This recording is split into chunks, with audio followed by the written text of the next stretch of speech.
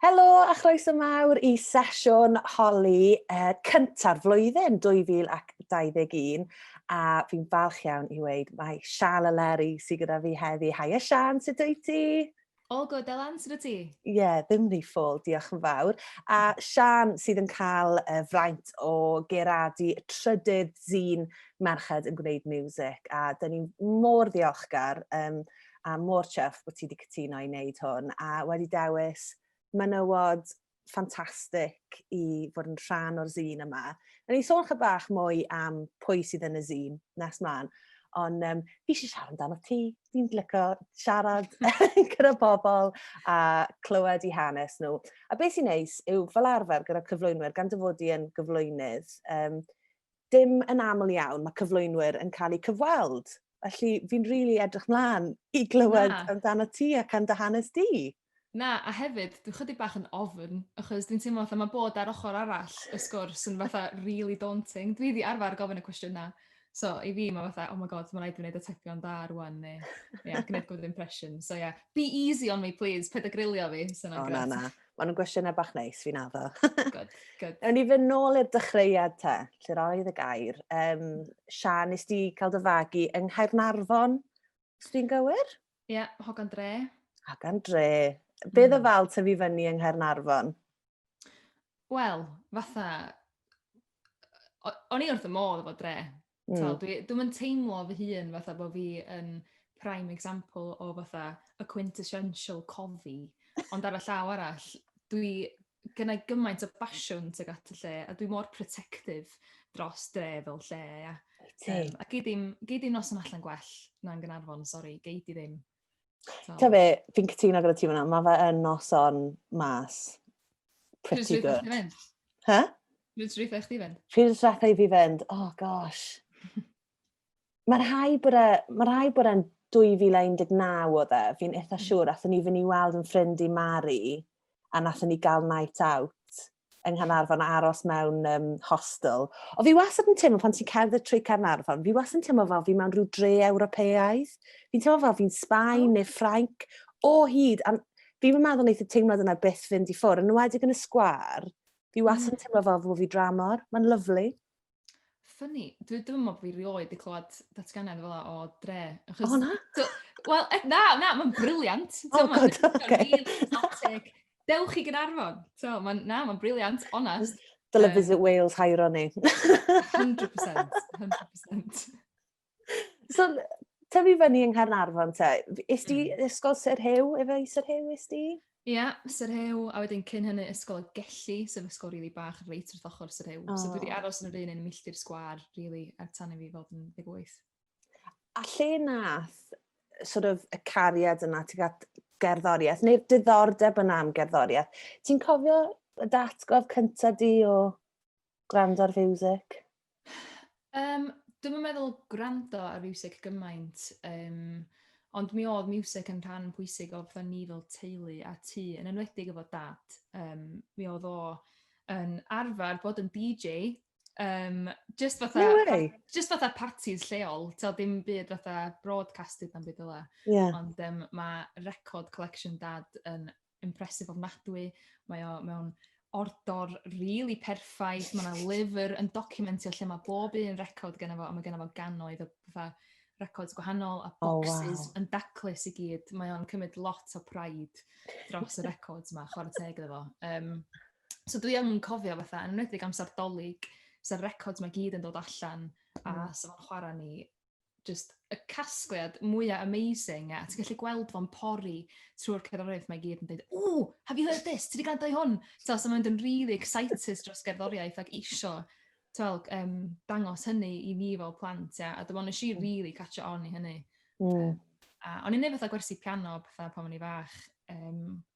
Dwi'n neud tan o'n I 18, really, ond nes I obviously mynd trwy'r phase o fod yn teenager lle yn eitha, no, dim yn cool chwarae piano, dim eisiau ymarfer. A dwi'n really dyfaru rwan, cos dim ond chwarae piano dy beth mwyaf cool ever. So, dwi'n annoyed efo fi hun pan mae'n fatha 13, bod wedi bod fatha, na, dwi'n really cool I hynny. Go ahead. Mae'n cool bod gen ti'r atgofyn am bod dy dad I oedd gyda'r record collection a. O ti'n dwy'n unrhyw records? Pan ti'n Oedd fach? ddim yn nerf, achos oedd o'n cymryd gymaint, oedd o'n mor precious amdano y records ma. Ond, to, bob un o hyn sy'n ni'n cael rhyw fath o dance party bach, to, yn dwnsio i bob math o stwff. O gen ti y classics fatha Bowie, a dwi'n cofio yna lot o fatha reggae gen fo, am ryw reswm. Mae yna un, Uptown Top Rank King, dwi'n cofio yn really clir yn pen fi bod y can yna'n chwarae.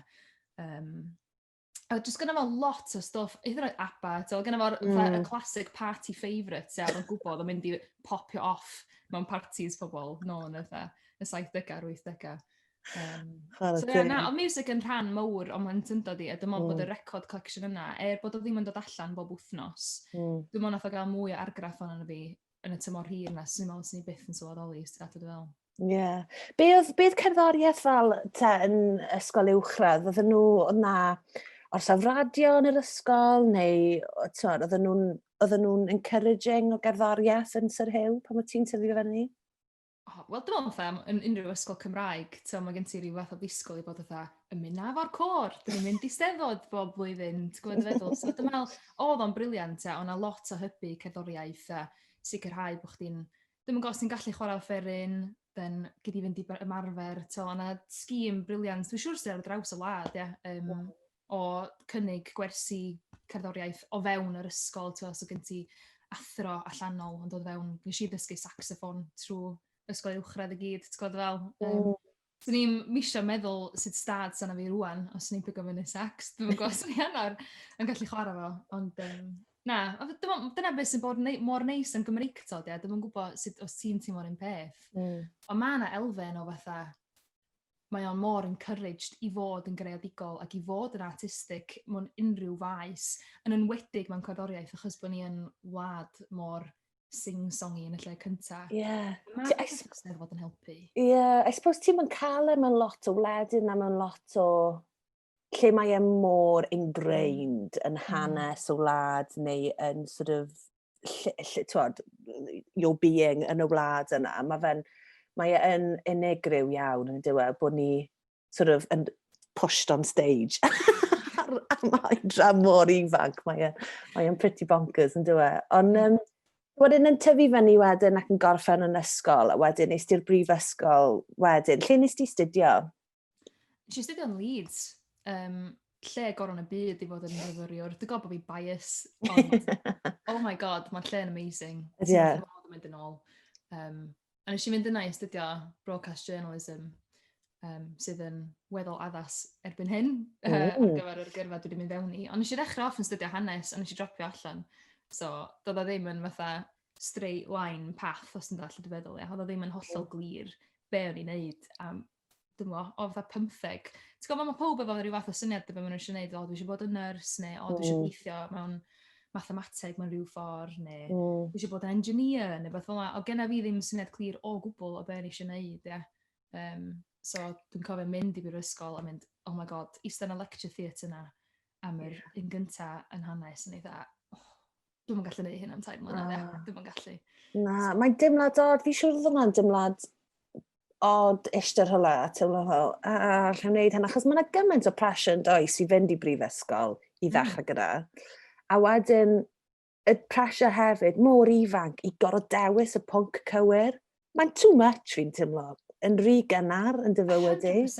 100%, a mae'n gwylltio fi os wbeth bod yna ddisgwyl i blant wybod, a pobl ifanc rili i wybod beth ti'n gwneud am gweddill bywyd chdi. Ti'n gwybod fel fatha, ti wedi astudio'r pynciau yma yn ysgol, ond dwi ti'n gwybod sut i applio nhw mewn bywyd go iawn. Neu fatha, sydd fath o'r faedd, sydd allan yna yn y lle cynta, ia. So na, dwi'n meddwl mae'n lot o bwysau i roed ar bobl ifanc i jyst mynd dda, beth sy'n gwneud am gweddill bywyd chdi? Beth sy'n gwario miloedd o bres ar a i wneud cwrs am cwpl o flynyddoedd. Mae'n lot o bwysau i fynd i brifysgol a i wneud yn siŵr bod chdi'n pigo'r pwnc iawn. A wedyn, dwi'n yn gwybod os oes unrhyw fath o stigma bod chdi'n dropio allan. Nes i bersonol ddim teimlo hynny, dwi'n rili diolchgar bod fi ddim wedi teimlo rhyw fath o, dwi'n yn gwybod, shame, allan, i dropio allan. Ond mae yna definitely gormod o bwysau. Oes. So nes ti ffeindio broadcast journalism sydd yn, fel ti'n gweud, yn berffaith i beth ti wedi mynd mewn i nawr. Sut nath hwnna ddod, sut nath hwnna sort of digwydd? Sut nes ti ffindio'r pwnc ma a meddwl, oh my god, mae hwn i fi? Ti'n gwybod be? Dwi'n cofio yn ysgol, hyd yn oed trio pigo A-levels fi, o'n i'n really stryglo os o'n eisiau mynd lawr y maes science neu dwi eisiau mynd lawr y maes arts. Dwi'n cofio bod hynna'n real penbleth, a nes i benderfynu wneud 2 o'r un, so gyda fi psycholeg a biol, a wedyn hanes a cerdd, dwi'n nes i wneud, So, gyda fi'r cymysgedd yna i drio cadw opsiynau fi ar agor os ti'n dallu dy feddwl, A dwi'n cofio sgwrsio efo rhywun mewn rhyw fath o, wbeth oedd yn digwydd yn Prifysgol Bangor, oedd yn anelu tuag at pobl oedd yn cysidro mynd i brifysgol, a un o'r sesiynau, mi oedd o ar journalism fel maes. A nath nhw'n gwneud comment yn dweud fatha, bob un dydd, mae gyd i siarad am rhywbeth gwahanol constantly. So, dwi ti'n gorau gael un diddordeb mewn un peth. Yn y bora, allai gyd i wneud piece ar, dwi'n gwybod, space, dyda. A wedyn, hanner awr wedyn, mae gyd yn gwneud piece am rhywbeth sy'n digwydd yn theatr lleol. A i fi yn eitha, oh my god, mae'n spot on, cos dwi'n gwybod beth dwi eisiau gwneud efo bywyd fi. A dyma oedd radio specifically wedi bod yn bywyd fi holl amser mae, a di bod yn religious listener o Radio 1, dim ots faint y gloch o'r dydd oedd o. Ond o'n i'n di cysidro fo fatha gyrfa realistic o gwbl, achos i fi o'n i fatha, di bobl o dre ddim yn neud hynny.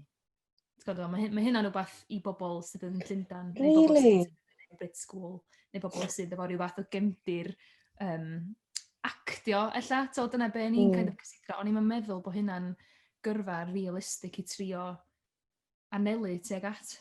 Mae hwnna'n ddiddorol bod ti'n gweud bod ti'n gallu gweld y hunan yn y sort of sefyllfa yna. And I suppose y gobeith yw, fel mae amser yn mynd i flaen, bod mwy o representation, wrth gwrs, pan ti'n gwylio'r teledu, gwrando ar y radio stuff. A mewn ffordd, yna ni fy mlaen i sôn, wrth gwrs, gyda swydd newydd gyda Radio 1, dyna beth mae Radio 1 yn dechrau wneud nawr yn dyfew, cael mwy o representation ar yr airwaves, a mae'n beth da, really, yn dywe, ac yn rhywbeth i groesawu hefyd. Felly, o'n i mlaen i siarad am Radio 1, ond mae gen i ddiddordeb i wybod, so pam o ti yn y brifysgol ac yn, oedd na orsaf radio ti'n ynghlwm gyda, neu oedd na unrhyw beth o ti'n neud lle nes ti fynd, oh my gosh, fi eisiau neud hwn fel swydd.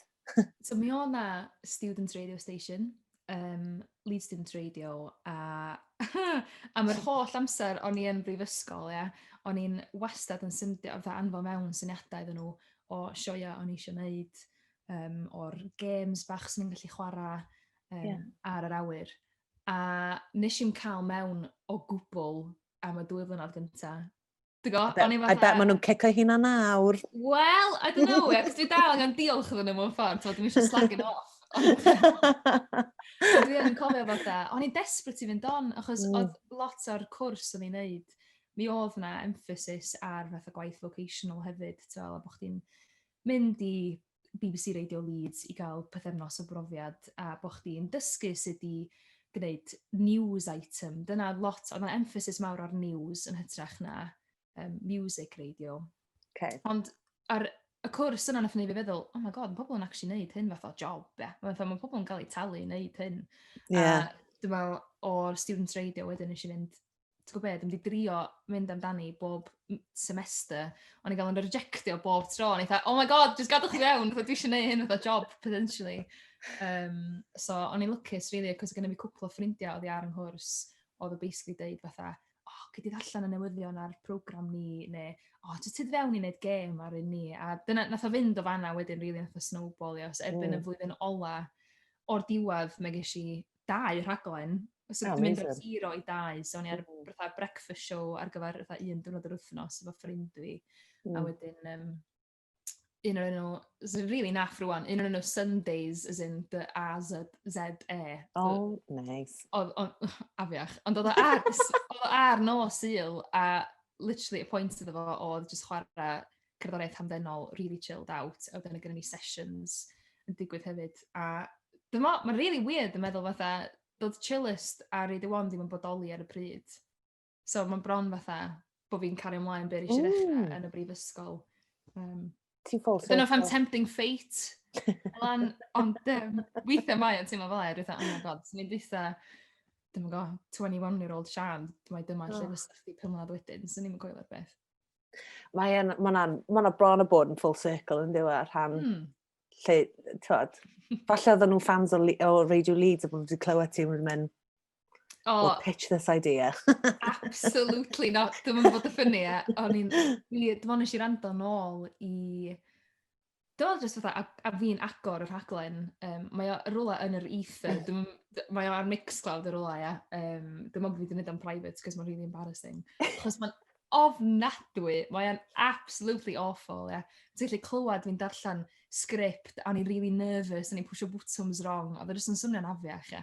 A ni'n swnio fatha fi fy'n hun o gwbl chwaith, a ni'n fatha rhoi character ymlaen. Oedd o'n really cringe, oedd o'n really cringe. Ond mae radio brifysgol fel bod yn cringe, fel fi'n cofio pan o'n i'n neud rhaglenni, my gosh, fi byth mae'n clywed y rhaglenni yna byth eto. Cos o'n i'n neud y morning breakfast show, ar dydd Sul, the worst one pan ti'n student, cos ti'n siarad fel, oh my god, fi'n mynd i farw, it's awful. Yn y bore fel, oh my god. Ond ie, na, as in, radio, ond ti'n dysgu lot, nag wyt ti, trwy wneud rhaglenni fel na, a trwy bod yn y set-up yna hefyd. Ti'n meddwl, dyna lle chi'n really... Wel, dyna lle nes ti sort of dysgu'r bytymegu, cos mae lot o bottoms o flan ti, a mae'n scary. Fi'n mynd yn scared, anyway, fi dal yn, fi'n fel, Na, dwi dal yn really gwybod beth dwi'n neud. Nath rhywun dditha fi o blaen, mae'n fatha dreifio car. So unwaith ti'n fatha dod i arfer efo sydd i newid giar, then mae'n ffain, nid i'n wneud yn automatic. Ond dwi dal ar y stage lle dwi'n fatha, dwi'n meddwl, dwi'n pwysio hwn, a wedyn dwi'n gwneud hwn, a wedyn dwi'n jingle, a wedyn can. Gna'r mic off, oh my god, rhog mic off. Ie. Ie, bod fi'n mynd, oh my god, hwnna'n awful. Neu bod fi'n mynd, slagio rhywun off. Dyna di'r worst nightmare. Wneith hwnna ddim digwydd. Mae ddim yn mynd i ddigwydd. A wedyn, wrth gwrs, nes ti symud ymlaen wedyn, a nes ti ddechrau gweithio gyda Radio Cymru, a o ti'n neud, is ti syth mewn i wneud byd blogs ar rhaglen Hyw, neu yna rhywbeth bach cyn hynny? Na, byd y blogs oedd beth cynta. Sy'n briliant. Dwi'n cofio oedd Ifan Davies a Dyl May, nhw nath gysylltu efo fi, achos o'n i wedi cael profiad gwaith fel rhan o fatha sgîm ysgol yn... O'n i fatha runner ar gyfer rhaglen yn y gwefreiddiol. Ti'n cofio gwefreiddiol o gwbl? Mae'r enw'n gyfarwydd. Oedd o fatha comedy panel show, a Dyl oedd un o'r fatha panelists. A o'n i basically just yn peneidia iddo fo am fatha pethefnos pan o'n i'n 16. Dream job. I know, a nath o ddeud bod o'n cofio fi yn mwydro fo amdan... Dwi'n meddwl The Beatles, a fi'n trio bod o'n really cool pan o'n i'n 16 yn trio impresio'r person yma. A o'n dweud bod o wedi cofio y sgwrs yna 7 mlynedd wedyn, a di dweud, mae hon efo allan efo music taste iawn. A wedyn oedd Ifan Davies, bod fi ddim yn ffrindiau efo ar y pryd, oedd dim ond o'n dilyn fi ar Instagram neu beth. A oedd wedi gweld fi yn mwydro amdan, hey, watch my student radio show, listen to this. Haha, look at us having fun in the studio. So oedd wedi gweld hynny gyd. A oedd o'n meddwl, wel, mae fod ddordeb yn radio, a wedyn oedd Dyl May wedi dweud, wel, mae fo music taste sydd ddim yn ofnadwy, lle bod wedi newid mewn 7 mlynedd. So, ges i text gan Ifan, a ddim yn gwybod pwy oedd o. Obviously, heb bod yn fatha frontman tsunami. Nath o fynd o fanna, nath o kind of just, oedd hynna'n gyfle briliant, achos oedd hynna'n chance i fi hefyd wedyn, fatha, dod i arfer efo sydd fatha steil yn ei mynd am, a just, teimlo fatha fi fy hun, am wneud am o'n capacity professional yn hytrach na just lot o hwyl ar student radio. Mae o'n... Dwi'n gwybod, sut ti'n meddwl am peth? Ti'n meddwl bod o'n fatha different kettle of fish? Mae'n gam yn diwedd. Mae'n gam mawr mynd o wneud student radio i wedyn, wneud rhywbeth ar actual radio. Mae fe'n... Oh my gosh, fi'n cofio tro cyntaf... Wel, nes i just wneud pilot unwaith i Radio Cymru, a o'n i just fel hyn, trwyddo fe gyd, fel beth ydw i'n neud fan hyn. Fi weithiau'n cael imposter syndrome, fi'n cael yn ddifrifol weithiau, lle fi'n afel, fi ddim yn heiddi bod yma, be ydw i'n neud yma. A mae'n rhywbeth, fi'n trio gweithio arno massively.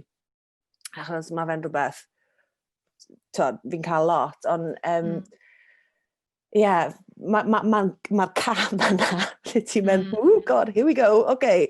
Ond mae'n exciting hefyd, a fel, achos fi'n cofio, fi'n gwrando ar rhaglen Hyw ar nos Iau, a fi'n cofio gwrando ar slots ti, a maen nhw'n slots lyflu, achos maen nhw'n addysgiadol, achos ti'n ffind o'r music newydd yma. Efe dyna, wyt ti'n mwynhau hwnna, sort of ffind o'r music newydd, a sort of pori trwy blogs a bynnag?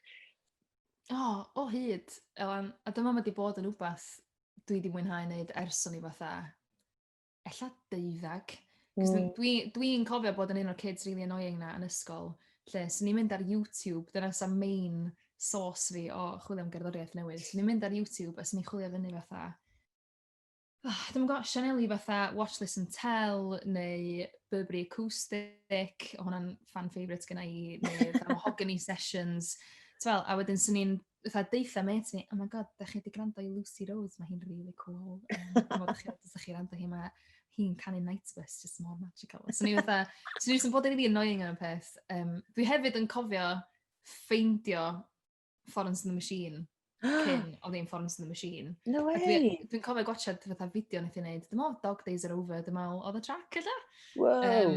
A dwi'n cofio mynd fatha, wel, nes i ffeindio hi cyn pob arall. Wel, pan oedd hi yn Big Weekend yn Bangor, o'n i yn really cocky am y peth, o'n i fatha, dwi wedi gwybod amdani ys eidyn. Ti'n gwybod fel? So dyma mae di bob tro bod yn quite ingrained yna fi i fynd fatha, dwi'n really licio chwilio am gerddoriaeth newydd, dwi'n really licio chwilio am fatha artist a talent newydd sydd eich ddim wedi cael y platform yn heiddi eto. Ti'n gallu gweld nhw mynd yn bellach. Dwi'n meddwl sy'n byd mwy exciting na gweld fatha growth rwy'n arall. A os gen ti rhyw fath o gam yn hynny i helpu nhw ar y siwrna yna, then all the better, yeah. Wel, wrth gwrs, ie. A fel ti'n sôn, mae'r excitement yna yn dywe pan ti'n clywed music newydd, a ti'n fel, oh my gosh, mae'n mynd i fod yn firm favourite, fel, a fel, yn amlwg achos Covid a popeth sydd yn mynd yn ei flaen ar hyn o bryd, yn amlwg mae gigs yn non-existent ar hyn o bryd. O ti'n mynd i lot o gigs cyn cyfnod hyfryd yma? Oeddwn, yn ysgol dim gymaint, yn rhannol achos o'n i'n teimlo bod na ddim sy'n mor byrlymus a sy'n ar rwan, obviously, well, pre-Covid, obviously. So, i fi, mi o'n i'n mynd i'r odd gig yn tyfu fyny, ond oedd o ddim yn rhywbeth masif, achos oedd o'n teimlo bod o ddim ar stepan drws fi, os ti'n dall feddwl, ie. Yeah. Just yn personol i fi, dwi'n mynd dweud bod hynna'n strictly yn wir, cos mae'n siŵr bod na sy'n yn mynd ymlaen yn y cefndir, ond dio ddim hanner mor gyffroes y mae o rwan. A hefyd fatha, oedd o'n teimlo fatha, mae pethau fel yna'n digwydd mewn dinasoedd mawr, mae hynna'n digwydd yn The Manchesters and Liverpools sydd yn draif i ffwr, a dwi'n sy'n methu mynd yna fel teenager. Ond ers mynd i brifysgol, o'n i'n mynd i gig, dwi'n gwybod, allan fatha 2 waith yr wythnos, nes ni'n mynd i ryw fath o fatha night, ella sy'n gen ti ryw fatha smooth jazz band yn y cefndir. Hynna sy'n really pretentious, ond oedd o'n rhywbeth o'n i'n... That's really nice. Oedd o'n nice. A fatha, oedd sofa sounds, dyna beth, sofa sessions, rhywbeth oedd o'n un o'na, ia. O'n i'n mynd i loads o hynna hefyd, a ers yn mynd i Llundain fyd, cos bod o ar stepan drws, oedd o fatha, oce, dwi'n mynd i'r gig yma, dwi'n mynd i hwn, dwi'n trio gael tocyn i'r thing yma. Os o'n i'n really disappointed os yn ddim yn gael tocyn i rhywbeth. Dwi'n cofio trio gael Avril Lavigne blwyddyn dwytha, achos oedd hi yn chwarae'n Brixton, a nes i'n cael tocyn. So, na, mae gigs dyn oedd lot mwy prevalent yn y mywyd i fel mae. Achos wrth gwrs, mae'n really exciting ffind o'r music yma a fel gwrando ar y fe, ond mae jyst gweld e'n fyw, jyst yn thrill hyd yn oed yn fwy, yn diwen. Wedig os ti mewn stafell bach dingy rhywle, dim lot o bobl yna. Fi'n cofio Hyw yn gweud stori i fi unwaith, a thi weld Adele yn chwarae'n Buffalo Bar cyn oedd hi yn Adele. A ti'n mae hwnna just yn bonkers yn diwe o thought, fel, oh my god, really? Fel, so, yn amlwg nawr, achos ti wedi cael y swydd newydd anhygoel yma o weithio ar Radio 1, fel, sydd just yn dream come true I gymaint o bobl, ond wedig I ti, gan o ti'n gymaint o fan yn gwrando ar Radio 1 tra o ti'n tyfu fyny. Fel, sut nath hwn I gyd, share your secret, sut nath hwn I gyd dod I ddigwydd? Honestly, dwi'm yn gwybod. Mae lot yn efo I fyny efo timing. Mae lot yn efo I wneud, ella chydig bach o look hefyd ar yn ochr I. Ond nath o gyd cychwyn trwy application proses nath nhw ryddhau blwyddyn dwytha. Mi nath nhw'n gwneud cynllun presenter search ar gyfer pobl oedd eisiau cyflwyno ar Radio 1, oedd rioed I gael y cyfle I wneud y beth fel o blaen, a bod nhw'n wneud o dros cyfnod y Nadolig, lle oedd y presenters fel arfer off. So oedd o literally a matter allan I mewn job application, so oedd chdi'n anfon dy demo, oedd chdi'n anfon put bach yn dweud beth ti'n licio amdan Radio 1 a pa program oedd chdi eisiau gwneud mewn byd delfrydol. A nath o just mynd o fanna. So literally matter o just llenni fewn job application oedd o. A ges I glywed bod fi wedi cyrraedd y shortlist yn ar top 3 candidates ar gyfer gwneud y Chillest mewn rhyw networking event mae BBC Producing yn cynnal. Ti'n gwybod un yn Tobacco Dock na? Dwi'n cofio, nes I droi fyny hwnnw a mi nath boi lovely, dwi wrth y modd efo fo, Jacob Rickard, mi nath o approach fi yn dweud, haia, wyt ti'n dod I BBC Producing yn Tobacco Dock o'r un? I dda, yndw, dwi'n mynd I ddod rwan. So, allan ni'n planio fo, ond dwi definitely dod rwan. A ia, nath o'i sysedd ar yn dweud, ti'n cael y shortlist, sa'n byd o ti'n gallu neud am y peth, so ddim interview na'n byd fel la. Da ni just yn beisio fo off fatha demos a be da ni'n meddwl sy'n mynd I ffitio o'r ar gyfer y slot. So na'n ffac bod fi fatha, wel, ddim yn gallu neud yn byd, ella bod y thing ma'n mynd I ddod, ella bod y ddim. O gen I fi ddim control dros y peth. A wedyn yn cwpl ddyddiau wedyn, gyda'r gael y ffôn, I ddweud bod fi wedi cael o, a o'n i'n beichio crio dros y ffôn. A o'n i'n trio cuddiad hynny hefyd, cos o'n i dal eisiau edrych yn proffesiynol. So o'n i'n yes, I think I can make that work. Let me just check my calendar. Yeah, yes, I'm free. I'll pencil that in for now. Yeah. So oedd o'n surreal. A oedd o'n gyfle just bonkers, fatha chdi'n eistedd yn y studio na, efo'r goleuadau neon cool ma'n bob man, a bod gen ti screens, a oedd ar producers ma, a'r presenters ma'n milio o gwmpas, ti fatha, oh my god, mae'r lle ma'n insane. So ddim teimlad fatha fo. So'r ffaith, I fi o hynna fatha, once in a lifetime, na chdi gyfle, jyst gna'r mwyaf ohono fo, achos allan eitha byth dod rownd eto. A trwy rhyw wrth, mwyn wedi gofyn I fi ddod nôl, a bod o ar rhywbeth tymor hir, sydd eto rili anodd I fi rap y pen fi rownd y peth, Ond mae'n rhaid bod ti yn amlwg gadael dy farc di yna, achos pan mae unrhyw orsaf radio restructure ac yn cael cyflwynwyr newydd mewn, mae'n gam mawr I fynd am rywun sydd ddim di cyflwyno loads neu yn neud ei temau lot ar gorsaf, a jyst I mynd, right, o dyna be maen nhw essentially di neud yn dyfod, jyst cael y pob, ond yn amlwg mae dy brofiad di'n helaeth gyda Radio Cymru a bynnag, ond mae'n cool bod nhw jyst I mynd bring her in, a bod gen ti'r rhaglen yma nawr. Ti'n excited I roi dy farc di ar y rhaglen a sort of neud un ti, dy fabi bach di? Yndw, ond dio ddim di really hitio fi eto, mae'r rhaglen fi fydd o. Cos ar y funud, cos bod fi wedi bod yn randawr mor ffyddlon dros yr 2 flynedd dwytha anyway, mae'r syniad fatha, oh my god, dwi gorau llenwi sgidiau Phil Taggart sef un o fatha broadcasting idols fi rwan. Oh my god, sut ydw i'n mynd I fynd o gwmpas hyn. Ond dwi yn excited cael rhoi rhyw fath o spin arno fo o ran, ella just cynnwys y caneuon, chydig bach, ella bod nhw chydig bach mwy alternative, fatha mwy o mlas I, ella. Neu, dwi obviously yn rili edrych ymlaen cael promotio cyfraith Cymraeg ar y rhaglen. Rwan mae Hyw wedi gadael, a dwi'n gutted bod wedi gadael hefyd, dim ond wedi bod yn rili neis, ysyn ni ar y sef ar y herne fo'r un amser, and especially yr un noson, so gen ti gau cyfraith Cymraeg a Radio 1 bob nos Sul. So wedi bod yn amazing.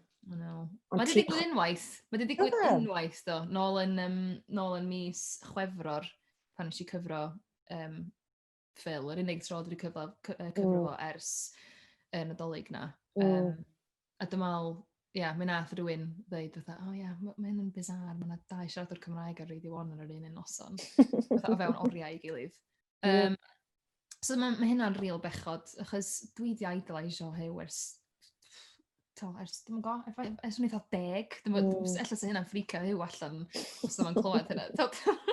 Ond, mae'n bechod bod o'n gadael a bod fi jyst yn dod mewn. Ond mae'n cool hefyd, achos fi'n meddwl bod e'n beth mor positif bod na rhywun Cymraeg ar yr orsaf yna, achos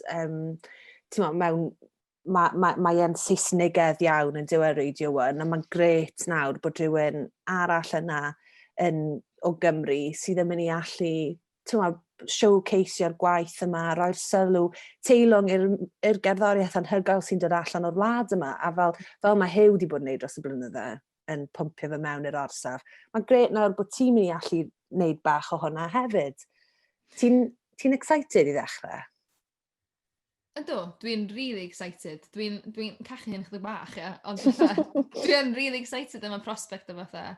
Mae hyn yn rhywbeth hir dymor rwan, fydden ni'n neud newidiadau bach, fydden ni'n neud o'n hynna'n, a fel dwi wedi dweud, mae'r prospect o cael hybu cerddoriaeth Cymraeg yn just yn really exciting, cos mae yna dal bobl allan yna sydd ddim yn gwybod bod Cymraeg hyd yn oed dal yn thing. A ella maen nhw wedi arfer clywed Hyw yn sbrinio un, a bod nhw'n mynd, beth yw'r iaith yma, mae hyn yn bach yn weird. Ond dwi'n really excited, cos hefyd fatha, ti angen cynrychioli'r wlad ar y cyfan, dwyt, a mae o'n wlad sydd yn hynod o diverse, a dyma bod o'n really pwysig gallu dangos fatha, da ni'n ceitro tuag at fatha cynulleidfaoedd sydd ar draws y wlad, a mae hyn yn cynnwys llefydd sydd yn siarad ieithoedd gwahanol.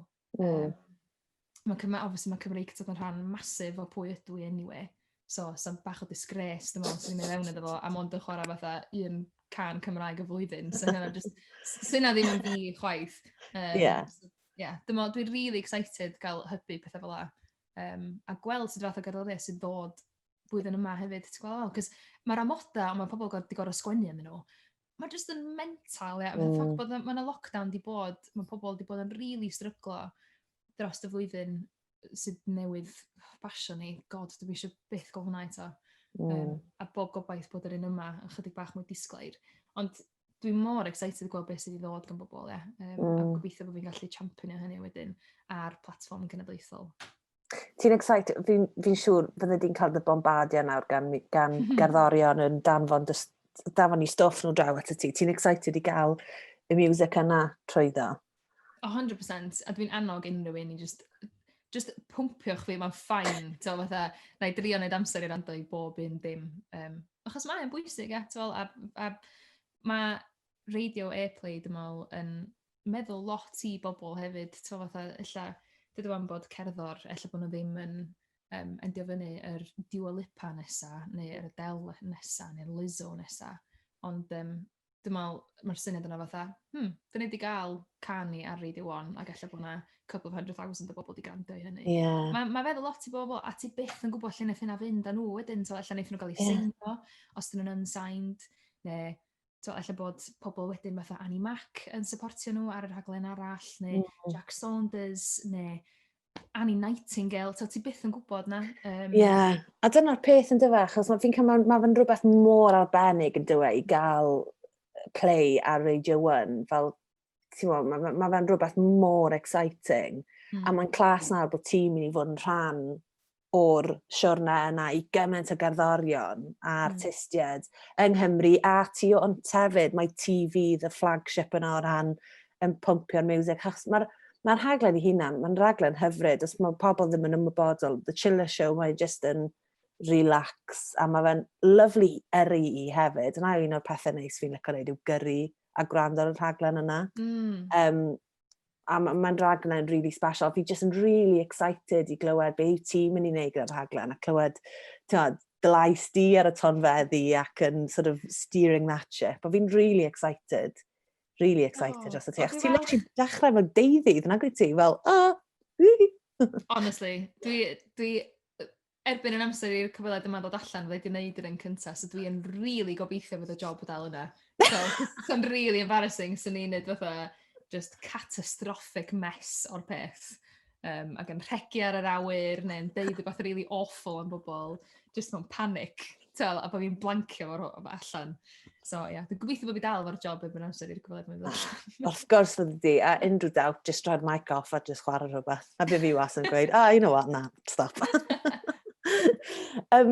So wrth gwrs, y reswm ni'n cael y sgwrs yma heddi yw achos bod ti wedi curadu'r trydydd zine ar gyfer marchan neu music, a mae'n gret, mae hwn yn rhywbeth sydd wedi sort of just dod allan o Covid, achos yn amlwg oedd e'n gyfres o weithdau oedden ni'n neud trwy'r wlad i gyd, ond yn amlwg gweithio methu digwydd, felly fi wedi bod yn neud zines, a mae Cat wedi bod yn curadu nhw ac yn ni gyd wedi bod yn dewis pwy dyn ni eisiau cael i guradu nhw, a mae'n really exciting, mae ti sy'n neud y trydydd un.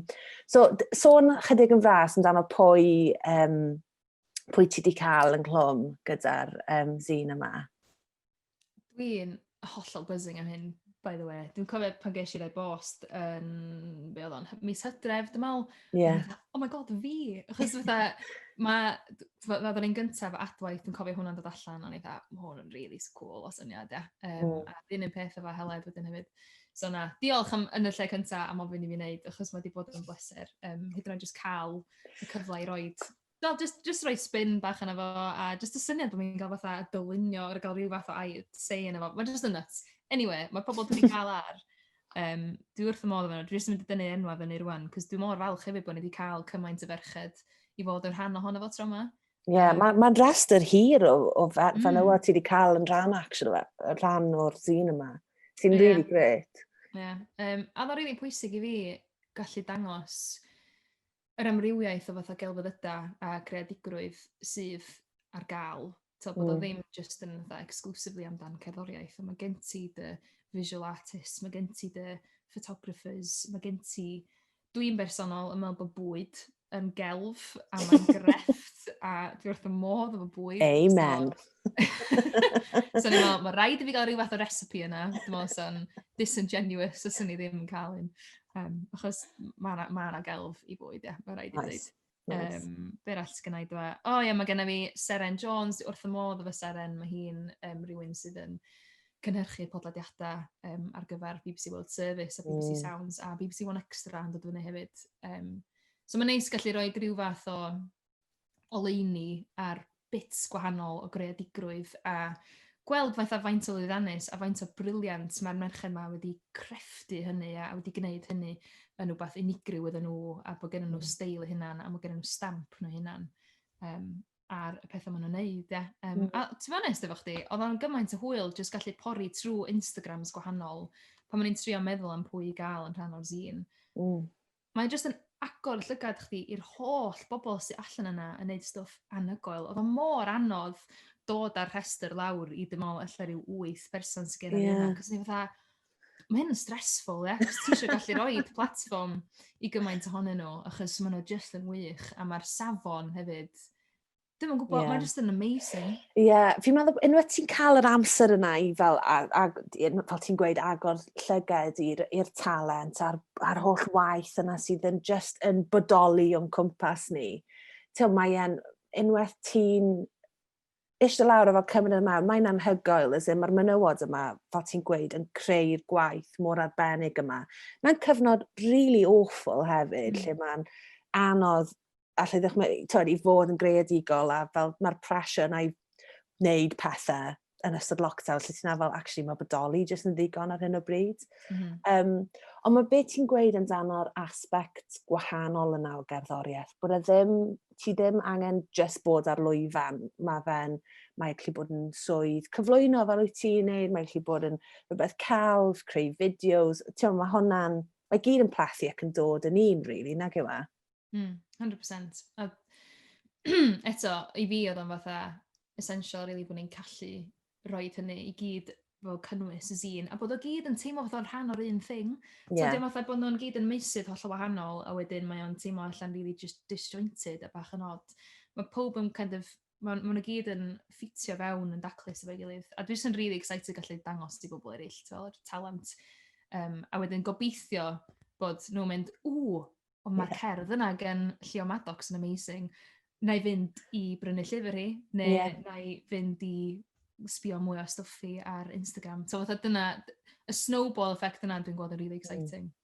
Wel dyna hefyd be mae hwn i gyd amdano merched yn cefnogi merched eraill ac yn bod ni'n codi yn gilydd hefyd, achos mae'n mewn byd yn enwedig yn y maes cerddoriaeth lle mae mor male-dominated. Mae'n bwysig pan ti'n ffindo'r menwod yma o dy gwmpas ti, bod ti'n elevatio nhw hefyd gyda ti.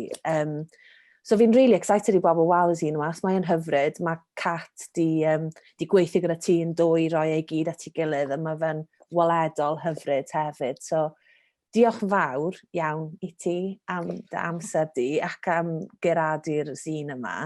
A i bawb sydd yn gwrando neu'n gwylio, ewch i wrando ar rhaglen Sian sy'n Radio 1. Fydd yn nawr y BBC iPlayer. Oh no! Weird. The BBC Sounds, dim iPlayer, BBC Sounds. Ond wir, diolch o galon i ti am dy amser di. A pob lwc, fi methu aros i wrando ar y rhaglen. Fi'n really excited. Diolch o, gobeithio na'n gadael chdi lawr rwan. Dwi eisiau codi gobeithio chdi fyny lot o eich a bod chi wedyn mynd oh my god, mae Sian real mess o ddysg. You'll never let me down, Sian. Diolch o galon. Elan, a diolch am ofyn i fi wneud y zine. Mae o'n wych. A dim ond gen i'n byd fel beth eto. So diolch galon. Diolch yn fawr iawn i ti, Sian, a gobeithio na i weld ti'n ddian. Ta-ra! Gwybod y ciwa! Yeah.